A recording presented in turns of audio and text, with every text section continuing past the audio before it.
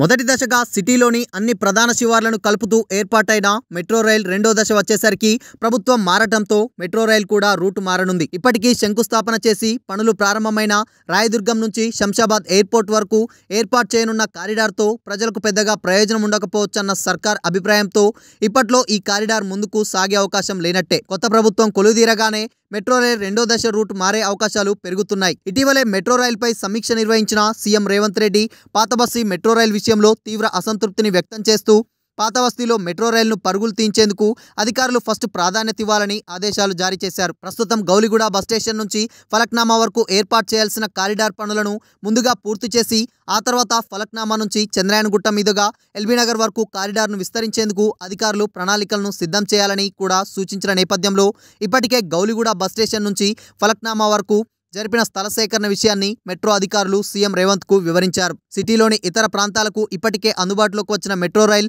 మొదటి దశ పాతబస్తీలో అందుబాటులోకి తెచ్చిన తర్వాత రెండో దశపై దృష్టి సారించాలని, అది కూడా రాయదుర్గం నుంచి శంషాబాద్ ఎయిర్పోర్ట్ వరకు కాకుండా తాము సూచించే ప్రత్యామ్నాయ రూట్లో రెండో ఫేజ్ పనులు చేపట్టాలని, పైగా తాము సూచించిన రూట్లో ఎక్కువగా ప్రభుత్వ భూములు ఉండడంతో స్థల సేకరణకు పెద్దగా వెచ్చించే పరిస్థితులున్నవంటూ సీఎం తేల్చి చెప్పడంతో మెట్రో రైల్ అధికారులు ఫలక్నామా నుంచి ఎల్బీనగర్ రూట్లో మెట్రో రైల్ ఫీజిబిలిటీ స్టడీ నిర్వహిస్తున్నట్లు సమాచారం. పాతబస్తీలో గౌలిగూడ నుంచి ఫలక్నామా వరకు ఏర్పాటు చేయనున్న మెట్రో రైల్ మొదటి దశ ప్రాజెక్టుకు స్థల సేకరణ ప్రక్రియ తుది దశలో ఉన్నట్టు తెలిసింది.